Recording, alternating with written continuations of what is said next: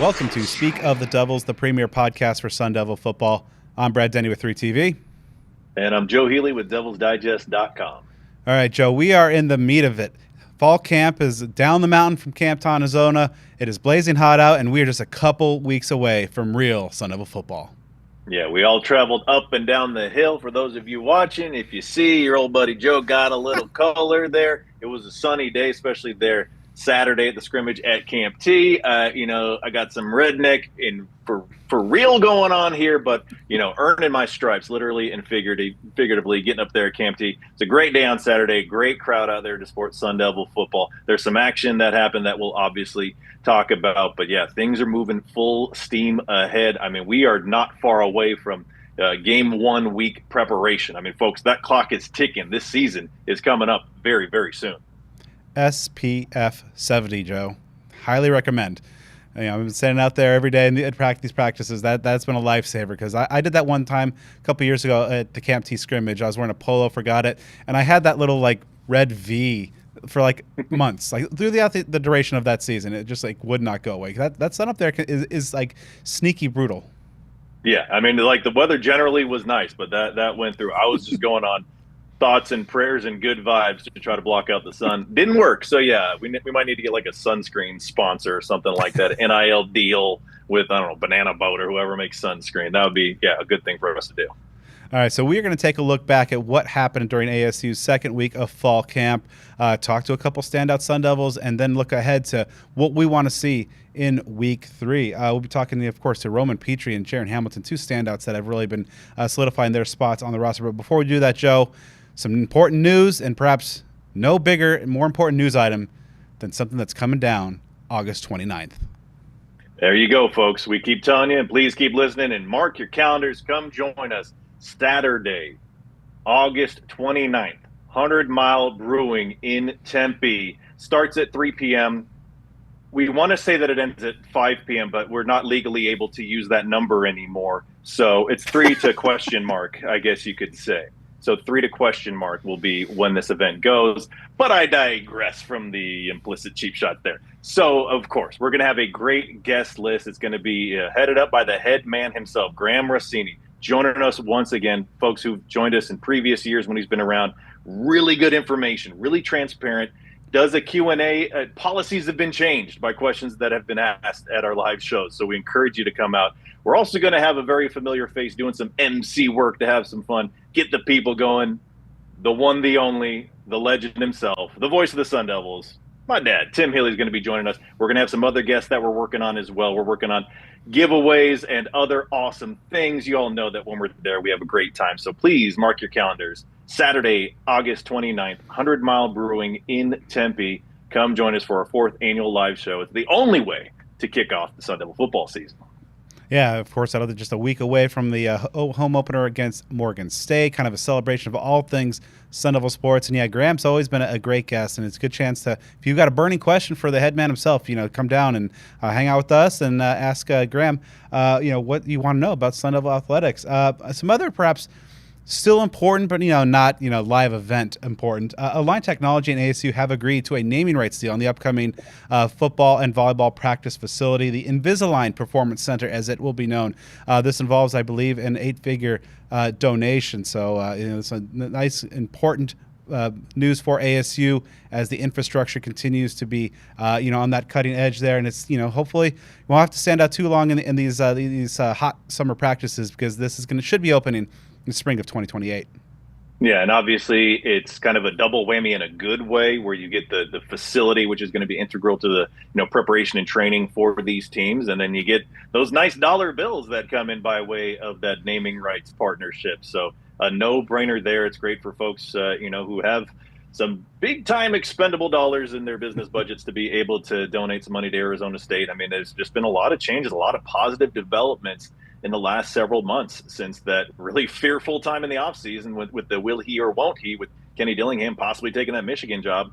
Obviously, a big thing to come out of that was, a call for an infusion of capital, and we're seeing that in a few different ways. So things are moving along, and it's good to see that a lot of folks are quite literally putting their money where their mouth is and helping these programs to move forward in this age where, the dollar bill has always decided success in college sports, but now more so than ever. And it's a great way to close and bridge gaps if they exist. So, again, great move all around.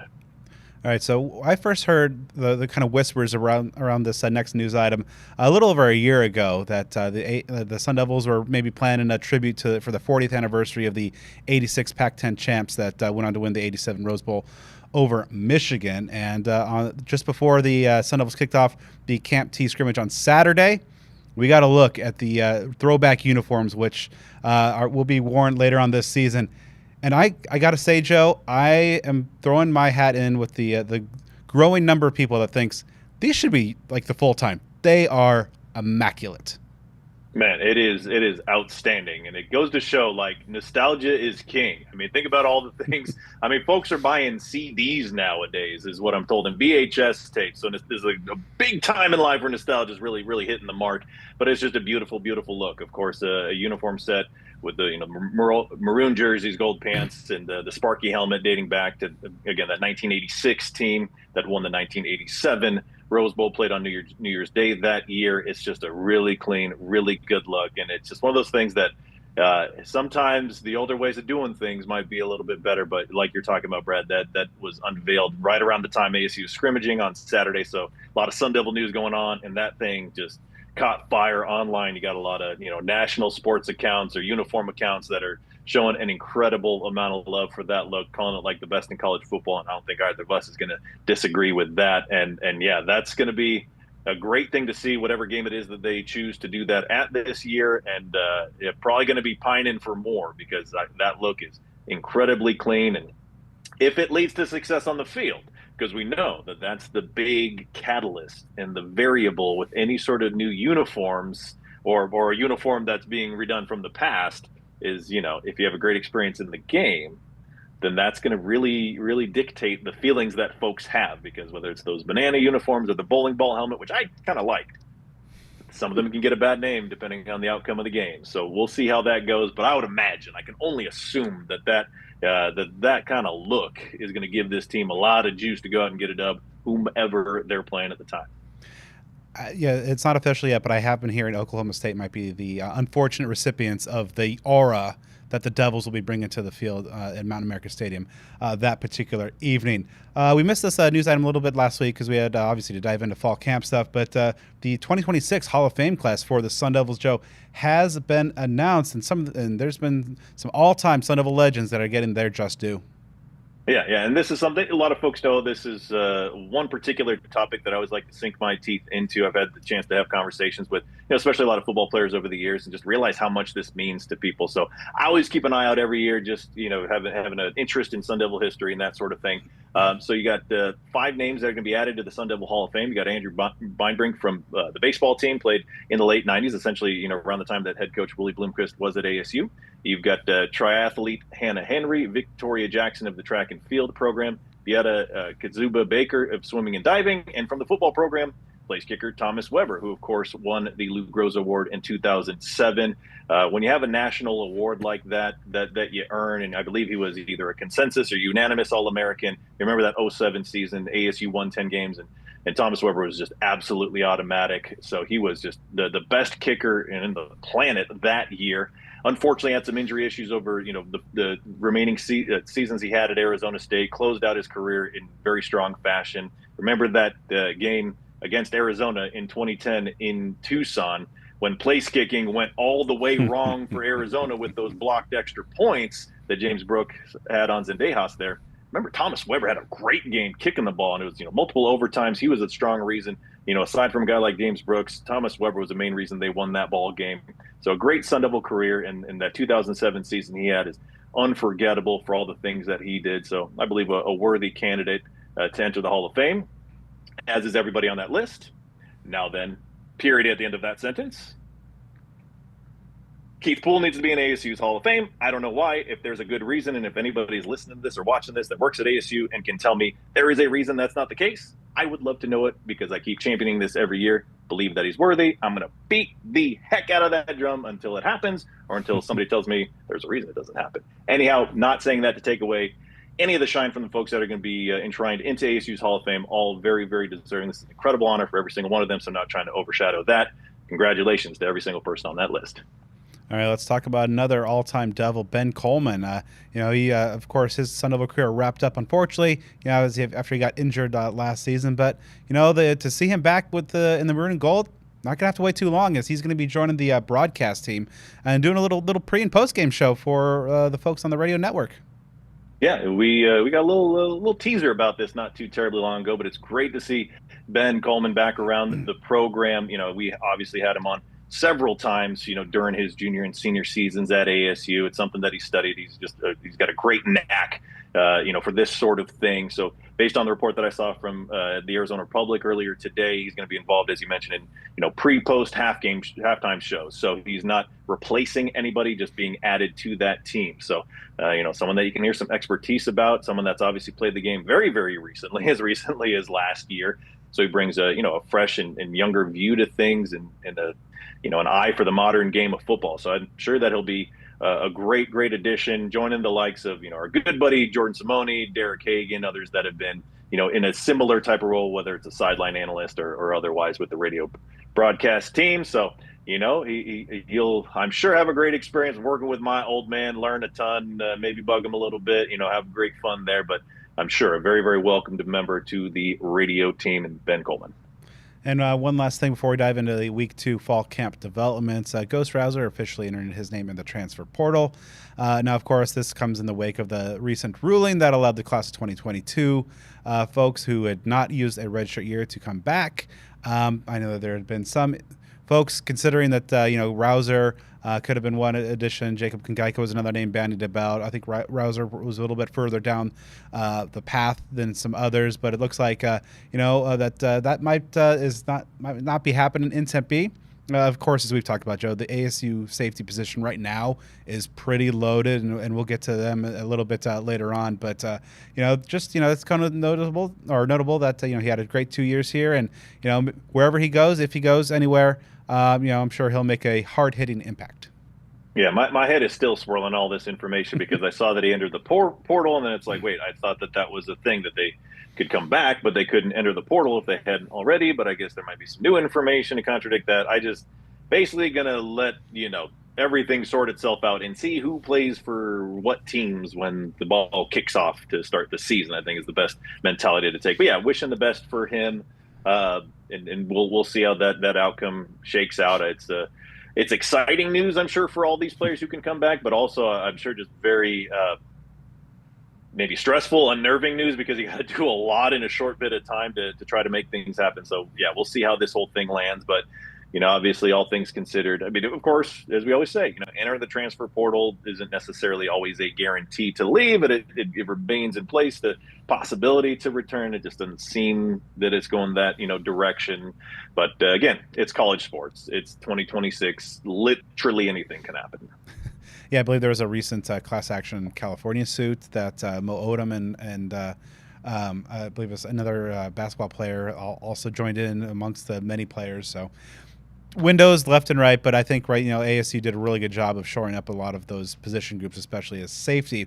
All right, Joe, let's talk about 4 key developments that have really arisen from the second week of ASU's fall camp. That includes their multi-day stint up north at Camp Tontozona.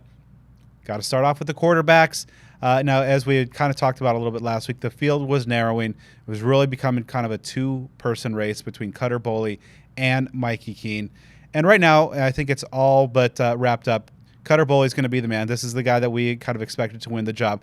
Since the Camp Tontozona scrimmage, in which both he and Mikey Keene got kind of an equal number of drives in terms of the ones and the twos. In the 2 practices on Monday, and as we recorded this on Tuesday night earlier today, Cutter Boley has received all the first-team reps, and he's looked good. He's looked okay. I mean, he was, I thought, very efficient, didn't take a whole lot of shots downfield in the scrimmage, as folks saw, but, had a high completion percentage.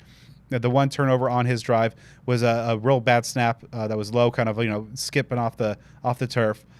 He's done a really good job in terms of lowering those jeopardy balls a little bit. Yesterday in Monday's practice, I thought he had a good showing. He's making some better decisions, taking some more shots downfield. Today had a couple of touchdown drives in the 11-on-11. did have a pick 6 to Tristan Bacon.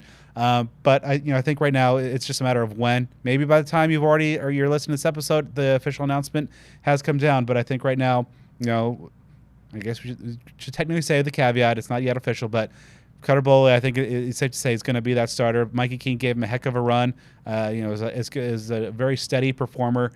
Jake Fetty, I think, maybe he started to see some freshman stuff build up, accumulate over the last week or 10 days or so. But, generally speaking, I think the ASU quarterback room's in pretty decent shape. Now we'll exactly see, how everything kind of falls around them. But I think we had some clarity last week, and I think we have some greater clarity, and now we're just waiting for official clarity, maybe sometime coming in the next couple days.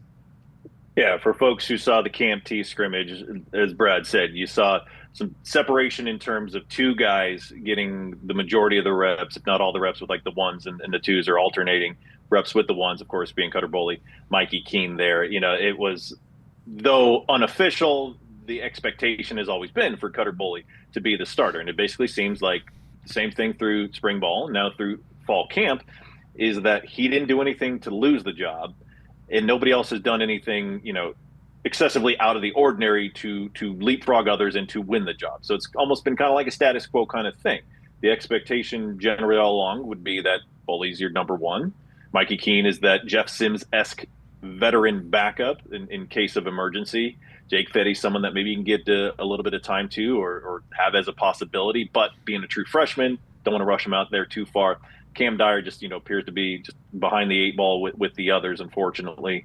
So that pecking order pretty much has generally been unveiled. And again, be the least surprising news possible at the position for Boley to be officially named the starter. Everything has stayed consistent. And, though there is some trepidation, obviously a lot of fans are hyper fixated, hyper focused on any sort of turnover that Cutter Boley's involved with, even if it really isn't his fault. It is a good thing that there haven't been too terribly many. It would be a bad thing if he was turning the ball over left and right, but still staying at the QB1 type of position. So, again, even if it's not necessarily a star stud and lighten up the sky kind of thing at quarterback, at least there's some consistency there.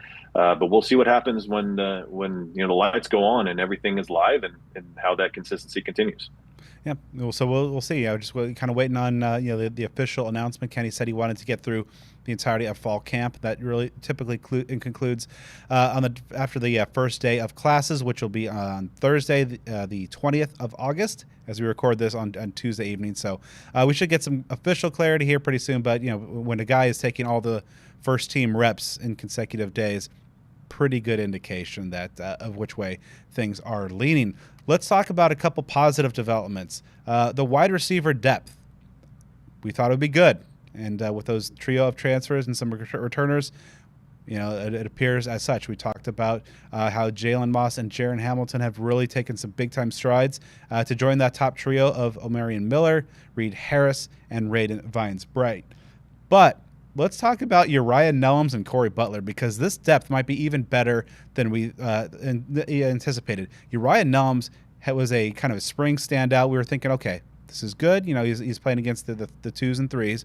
Is he going to be able to kind of keep this up heading into fall? And yes, he very much has. He has been adding a nice physical presence, making a number of impressive catches. Had a couple at Camp Tontozona as well. It's been really impressive, and it's kind of it's tough for these two guys is like how where are they gonna who are you gonna take off the field in their place? But this is making a good headache to have for Hines Ward. Corey Butler's excelling. He has been doing really, really well. Some sharp route running, and I forget who out there at one of the practices made the comment, but there's some Melquan Stovall vibes to his game a little bit in terms of a guy who just is a willing and decent blocker, a guy who can be a good route runner. Just seems to always find the holes in the defense as well. So really impressive to see that these two guys are really starting to push the guys in front of them. Now I was really in our last show I thought ASU's got a really good set top 5 wide receivers. Now this might be 7 deep. This could be we talked about the depth of the running backs all off season long. This wide receiver room maybe it's not so top heavy. Maybe that talent is a little bit deeper than we thought. Yeah, I mean, what a miraculous year-over-year change that would be. Again, this time last year or a few weeks into the season last year, we were really clamoring for where is the depth? Where is anybody outside of Jordan Tyson? It seems like a very different deal this year. Yeah, talking about Uriah Nellums. I mean, man, that guy was getting targeted left and right during Saturday's scrimmage up at Camp T, and he was producing, getting some first downs and things like that. I just remember, okay, who's this? I think 81. I mean, and it triggered, it's like, who's this guy? Just keep catching pass after pass.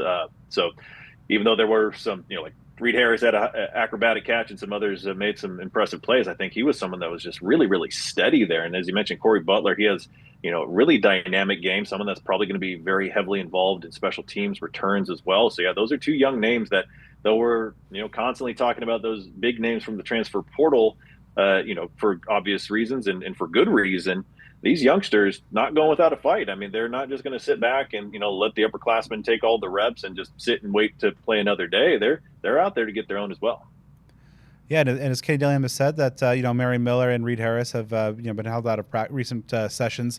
Nothing serious, but just this is given some more opportunities for some of the other guys on the depth chart. Jalen Moss and Jaren Hamilton continuing to excel, but it has also pushed the Butler and Nellums up the depth chart a little bit, and they're making every making it count, making every rep.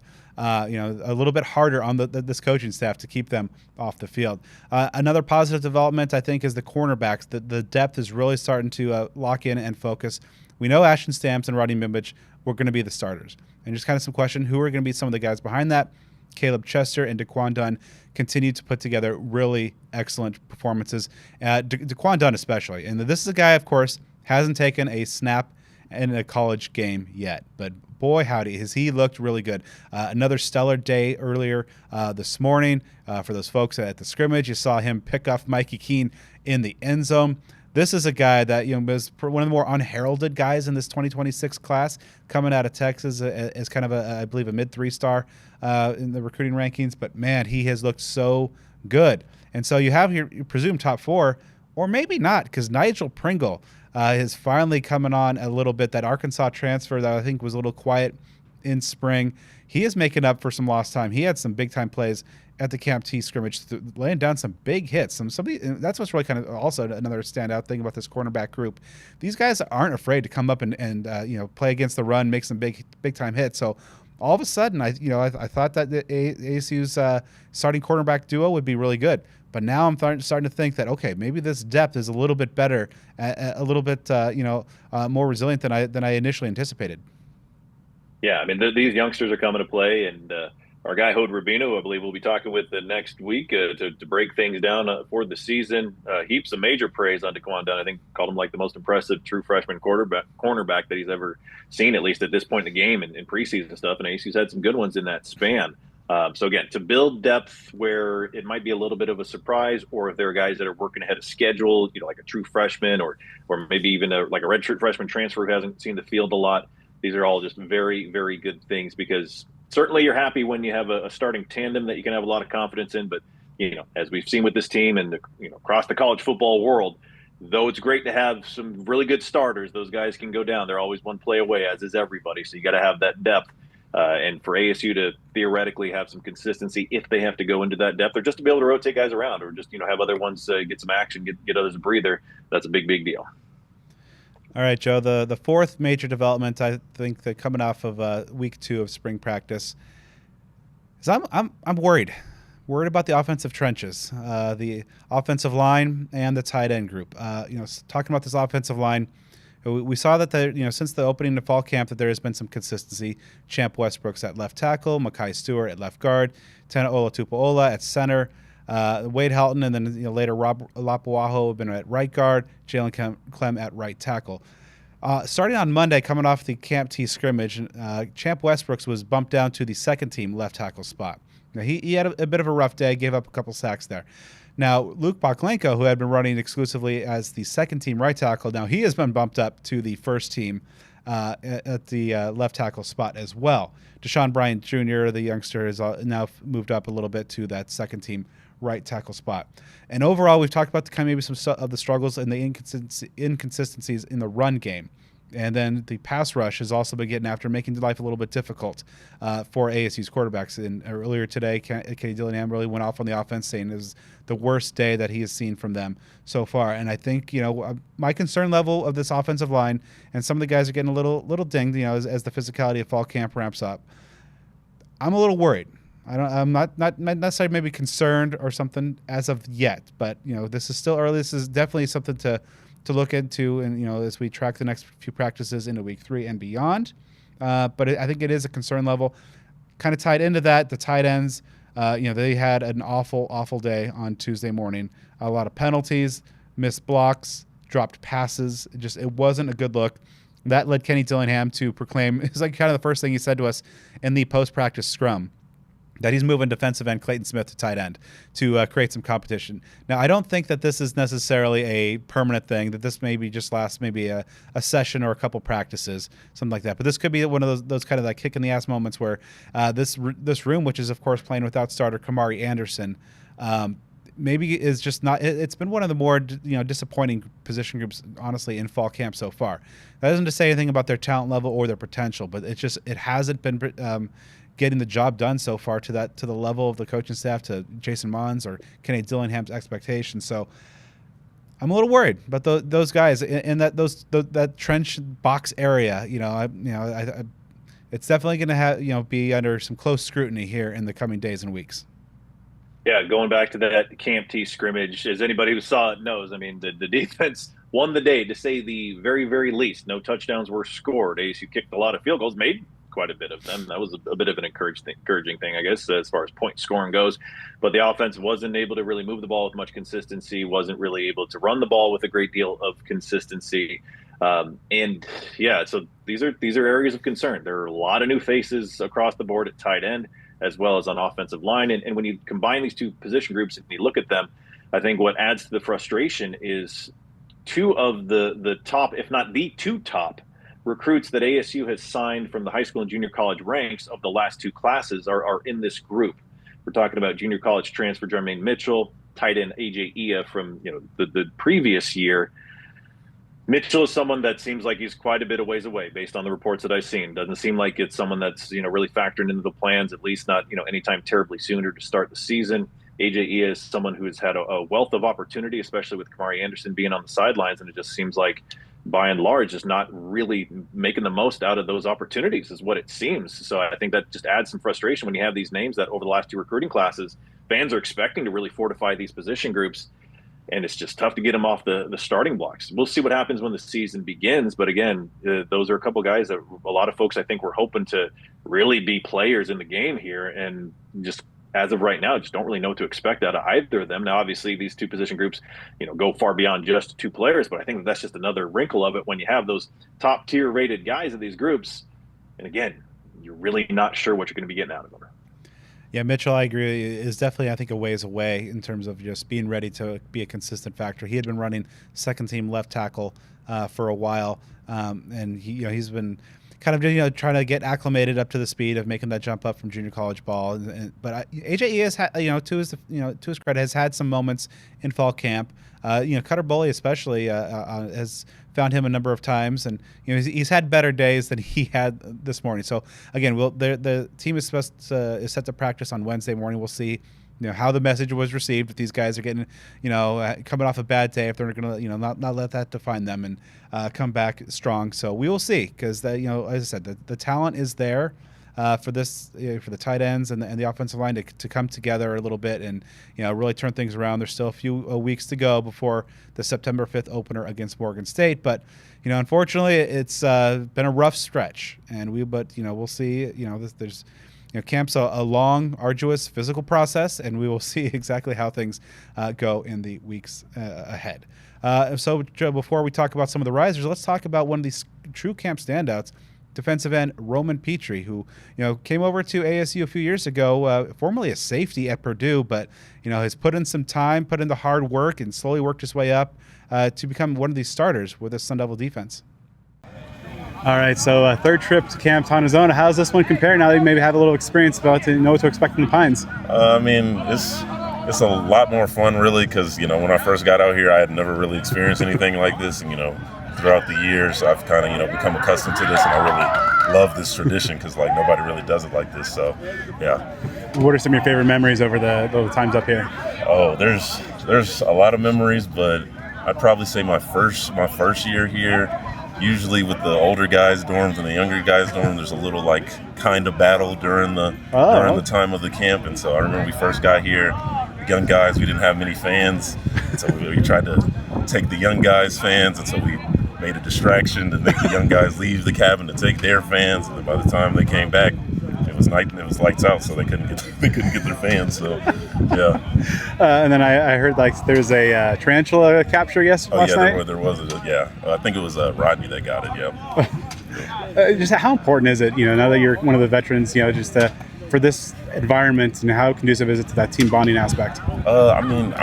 Honestly, like, I'm just very blessed to, like, just still be here. I'm happy that the coaches and my teammates have always kept me here and wanted me to be here, and I love it here. That's what I always tell Coach Dilly, I love being here. Whenever I transfer here, I never really even had a thought like I'm gonna see what happens. Now I always wanted to be here.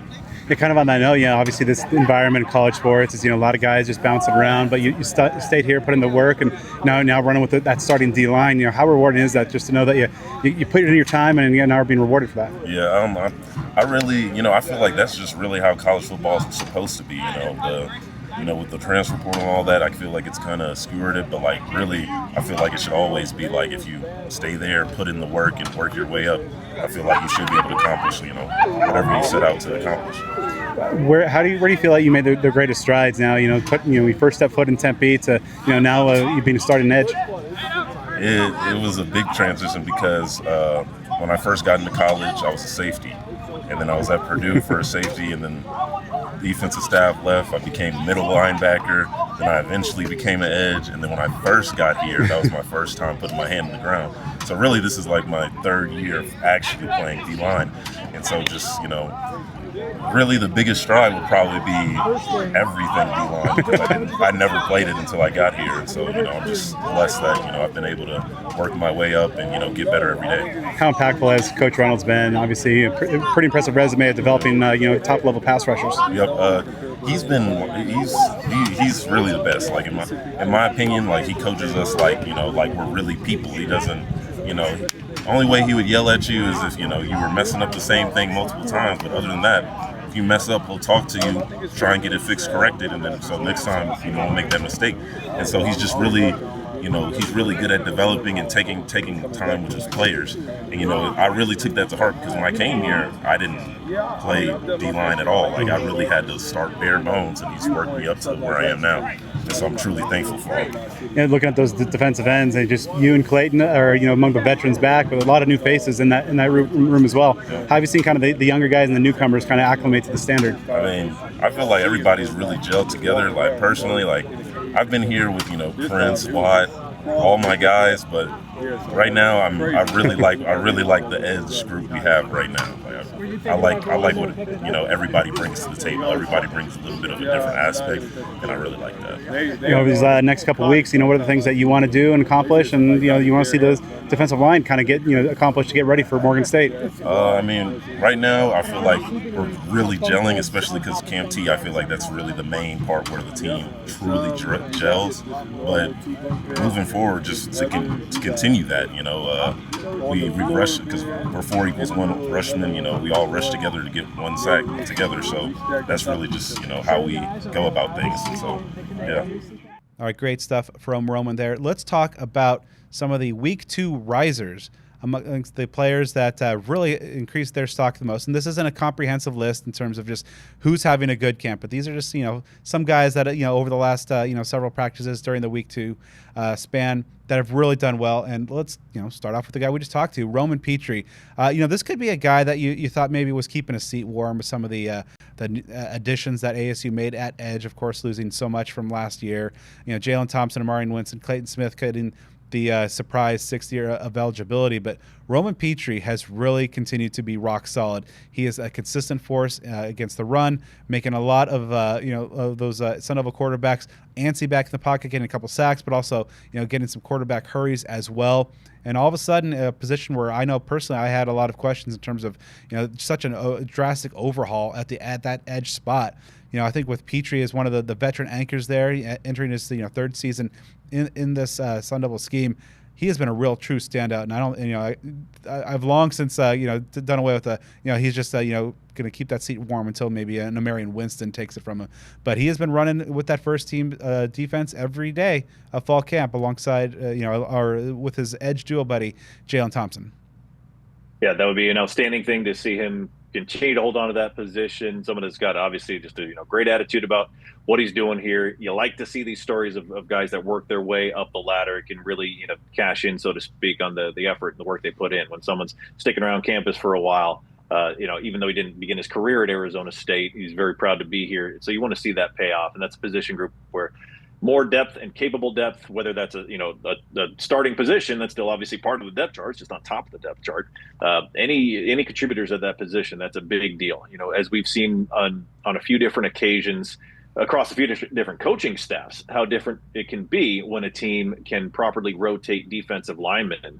That is something that's a big deal versus having to run those guys out for more reps than maybe they can handle, or having to really take a step down when you bring in the second team versus the first team. So again, when you see these names pop out a little unexpectedly for a number of reasons, it's a good thing. All right, another riser on this list, linebacker Tristan Bacon. We know the top three of ASU's linebacker depth chart is going to be pretty formidable. Owen Long, Martell Hughes, Cyrus Fiaseu. And the question all season long, we've talked about a lot here on the program, who's going to be that fourth guy? Right now, I think I put my money on Tristan Bacon. He has been a guy that has long been a favorite of A.J. Cooper, the linebackers coach. He came in last year as a very raw prospect. But one thing in talking to Tristan is that AJ's kind of like really leaned into Tristan Bacon's background as a wrestler. He was a state champion wrestler at the high school level, and he, I think, right now is trending in a certain direction of being maybe among the team's hardest hitters. He knows when he makes contact with the ball carrier, it's loud and it's effective. And earlier today, he had about a 70-yard pick six off cutter bully, jumped the route really well, and just overall, just continuing to see him make big time plays. He's a kind of a teammate favorite. You can see that the players and the teammates and his fellow werewolves, as they call themselves, have really started to resonate around that. Now, it's still a ways to go, but I think that this youngster has a bright future. I always love when football players have a wrestling background. A lot of folks probably think that maybe is the most effective for linemen, and they're not really wrong. You got to go back several decades. The Curly Culp, who was a champion wrestler at Arizona State, Hall of Fame football player. Again, it's kind of an old reference, but a guy that did it at an incredibly high level. I think that there's just a lot learned as far as the physical side of things, as well as just the discipline. All athletes need to be disciplined, but I have a extremely high level of respect for wrestlers and what they put their bodies and their minds through. So I think that can only help. I think it's good when athletes are multi-sport athletes in high school, whether it's track, wrestling, basketball, whatever the case may be. I think that just helps other skill sets. And a Sun Devil legacy, I feel like that's a piece of information that slid through the cracks. I didn't really know that about him until I saw that not long ago. His dad, Barry Bacon, was on the Sun Devil football team in the 1990s.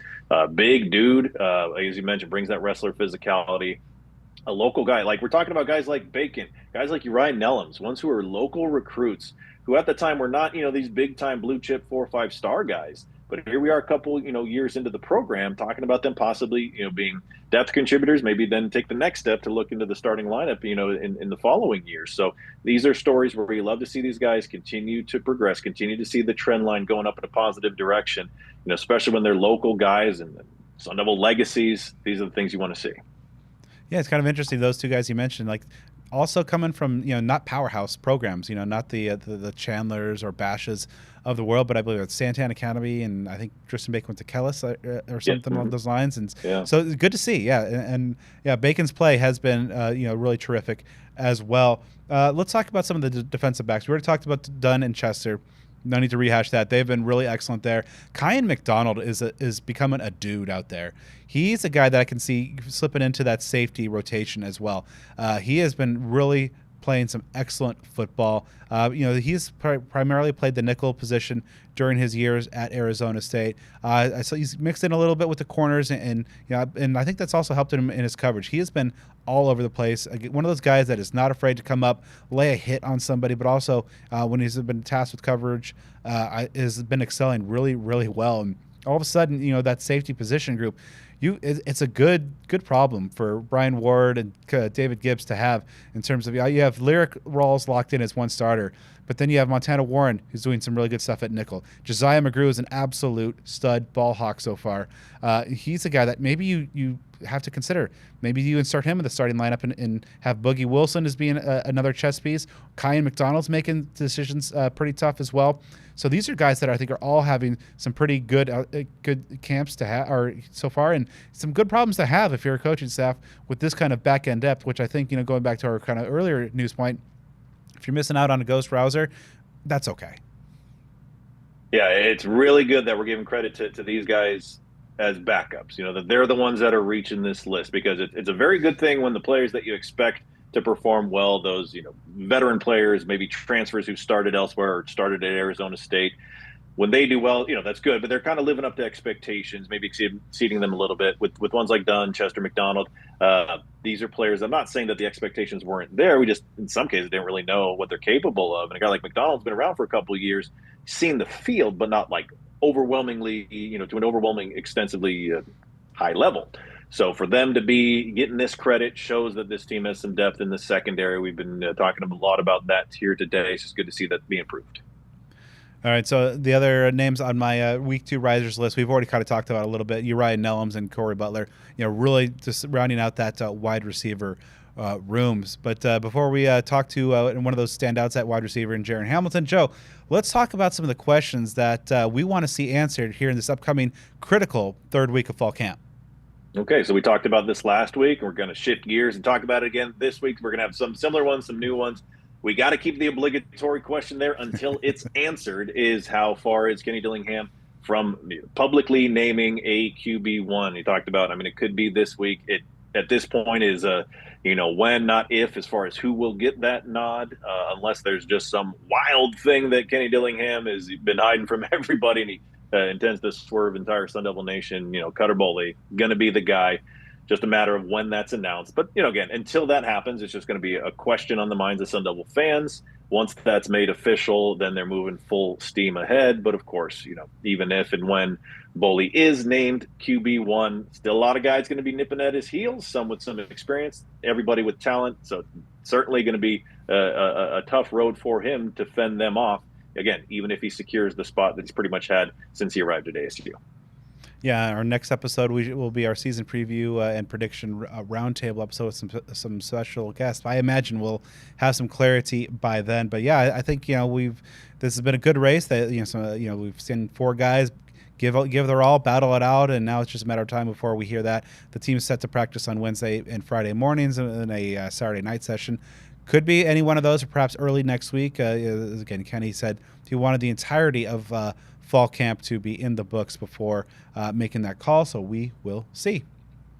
Question number 2 this week, after Camp T, we've seen some tinkering on the offense. Talked about the tight ends having a very forgettable day and getting Clayton Smith back on offense, at least for a little bit. We'll see how long that lasts. The offensive line moved some pieces around, especially at left tackle. So my question is, will we see, further mixing and matching? Will we see those changes stay? Was it just one of those things that kind of lights a fire under somebody and then they go back to the typical lineup?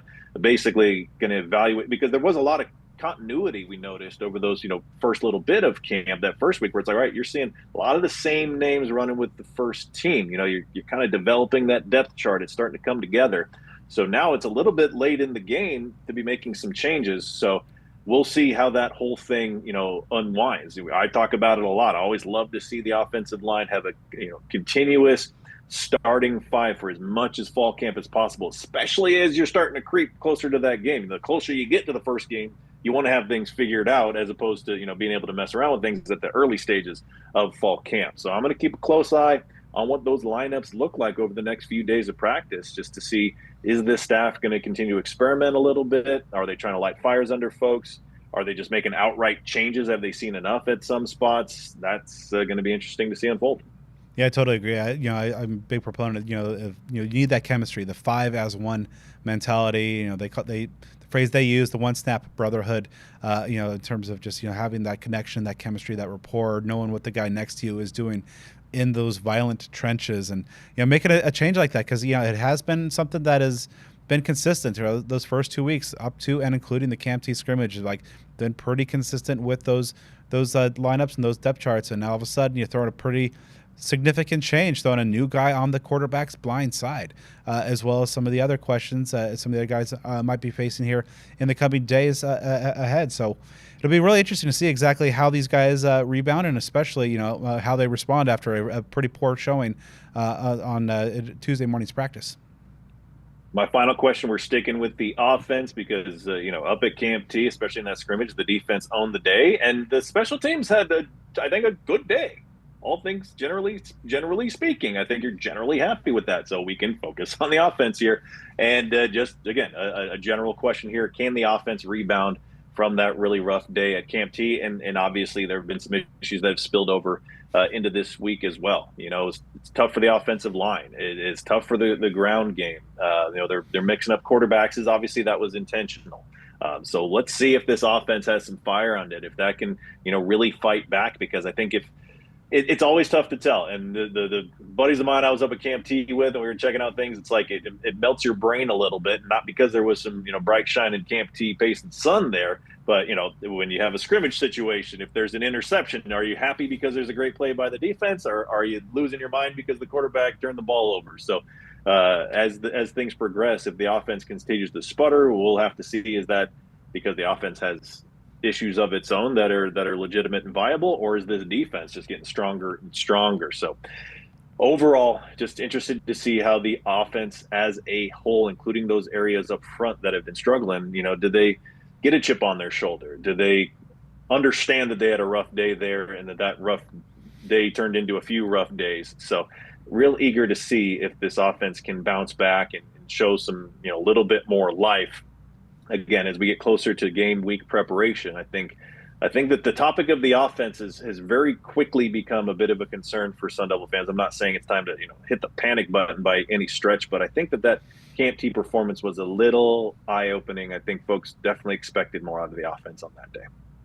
Absolutely, yeah. I mean, you go up there, you have the number of drives of 13, 14 on the day, and you don't get to the end zone a single time. I think even one drive had ASU's number 1 facing it off against the 3 defense, and still no points. No touchdown trips for those guys, and then of course Tuesday comes with the as Kenny Dillingham said, the worst day so far for the Sun Devil offense. So I'm wildly eager to see Wednesday morning's practice. It's going to be great to see how this team responds. We've seen some sides of the ball in the first 3 years of Kenny Dillingham get challenged, and sometimes publicly so.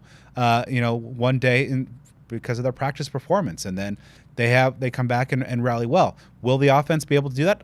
I'll be there. I'll be super fascinated to see exactly how this response. To see Clayton Smith back in that maroon practice jersey as well. But overall, this is an offense that needs to get things done, because the kicking game looks good. Yeah, as you mentioned, Joe, the field goal kickers were pretty decent, and have been having a good week so far here. And shout out to the punters. Should have probably put them in the developments. The punting game looks really good. Nick McClarty has been running with the 1s. Had a really good day today, as well as Kenyon Floyd running with the 2s. So that battle might be pretty close as well. But this offense needs to be better. The talent level's there. You're missing like your top tight end and your top 2 wide receivers these last few days, but still there should be enough talent that this should be an offense that is not sputtering this much. Either that, or this is just maybe one of the best defenses in the country they're facing every day. Could be one of those situations. Yeah, as long as something happens where ASU fans can see, good ball and ASU wins games. I mean, whether that means it's like 10-0 every game, I think Sun Devil fans will take it if they stack them up. But yeah, the expectations have been very high for this offense, especially at wide receiver, but elsewhere as well. So hopefully, again, it's just a mark of a very good defense. Usually, the defenses are ahead of teams, in terms of scrimmages and intra-squad ordeals and stuff like that. But we are getting close to the season, so hopefully the team that shows up there to begin September and they're on out is the best possible offense for the Sun Devils. Yeah, typically the defense is ahead of the offense early in camp, but hey, we're 2 weeks in now, heading in, around the corner into week 3. So it's getting late early for the Sun Devil offense. Time for them to start getting things in gear a little bit. But let's talk to up next. We're going to be talking to one of the bright spots of the Sun Devil offense, a guy who's really elevated his game from last year, wide receiver Jaren Hamilton. All right, so second tour of duty here at Camp T. What are some of the the favorite times that you've had up here, and what kind of impact does being in this environment have for the team? Yeah, I feel like just being out here give you time just to relax, enjoy nature, just bond with the team, bond with the coaches, hear stories you've never heard, and just get closer overall as a team. You've made such great strides from last season to this year, and spring now into fall camp. What are coming off of last year? What were some of the things you identified in terms of the areas that you wanted to put in the work? Everything. As a receiver, just as a ball player, you want to get better at your whole game because the game doesn't end here. Eventually, you want to get to the next level and ball out, be all pro, make it to the Super Bowl, things like that. So I just had to recognize and look deep within and just had to tell myself to slow down on things, actually, just pay attention to the fine little details, listen more to my coaches. Even if I feel like I'm in the right, they've been in other positions that I haven't been in before. So just being more humble, approaching the game, slowing things down, and being ready to work every day. Yeah, speaking of that, coaching, getting coaching from Hines Ward, and you got the Super Bowl MVP on his mantle. What's that process been like now that you have a season with him? It's been good. I know how he works. I know, certain things that piss him off, certain things that he loves. So just working under Hines Ward has been great. It's just he's a legend in the game, so just doing everything that he has, being coachable, being that player that can just show up every day and just do what he says. Obviously, you're part of a group of returning receivers, so some newcomers in that. Well, how do you feel like the receiver room's come together with all these new pieces? I feel like it's great. The level of competition, the camaraderie, we all push each other. We never shy away from the truth. We just own each other every day, and it's like a real brotherhood. We always hang out through the good, through the bad. On and off the field, we're always there for each other. How do you feel you're a different receiver this year versus your first year as a Sun Devil? I feel like just my mentality. Deep down, you always feel certain things, you want certain things, but actually going out and obtaining those things is what you're going to have to do. So just staying late, long hours, more film, more study, more work on my body, just more work mentally, because that's ultimately what drives your body. So me just, I guess, being more of myself, if that makes sense. Just being more of myself. And of course, working with some quarterbacks that are vying for that job. What's it been like from a receiver's perspective? To maybe one drive working with Mike, another drive working with Cutter, and just trying to work with all these different guys, different styles before they necessarily name the starter. I feel like it's good. Seeing different styles, it allows you to be more creative as a receiver. It allows you to open up your bag because one person may do this or do that, but it just allows you just to being able to turn your brain on and just recognize, okay, this person likes to do this a little bit more. Let me, get out of this route a little bit faster. Let me do this and do that. But it's good. I feel like whoever back there, they're going to lead the team and we're going to be with them all the way. What do you think ASU fans are going to see out of Turbo in 2026? A whole lot of explosiveness, a whole lot of, I can't say too much, but, I got a lot in store for y'all, so we just going to turn up and have fun.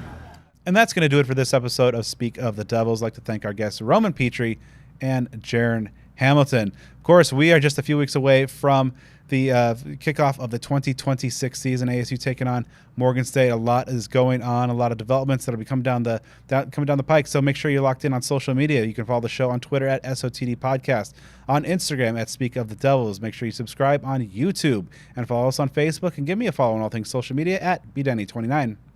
You can follow me at Joe Healey 42. Once again, huge week for Speak of the Devils coming up next week. We're going to record our season preview. It's always an awesome show. We put a lot on the line. We make our predictions, see where we're going to be right, where we're going to be wrong. We've been all over the map in the years that we've done that. And, of course, as a reminder, come out and join us Saturday, August 29th at 3 p.m. at 100 Mile Brewing, our 4th annual live podcast with an awesome guest list headed up by Athletic Director Graham Rossini, and our guy Tim Healy is going to be involved as well. More to come. Just come hang out, come have a good time, all ages show, free parking, free admission. You know the deal. Come check us out. And, of course, a huge thank you to our sponsors, Burrito Express, Cactus Sports, DevilsDigest.com, and Sun Devil Family Charities. Once you're done supporting all of our amazing sponsors, drop us a 5-star review on the platform of your choice. A huge shout-out as well to Jason Silman running things in the booth. Yeah, as you mentioned, Joe and I will be back next week. We're going to be having some special guests. We put our record predictions on the line.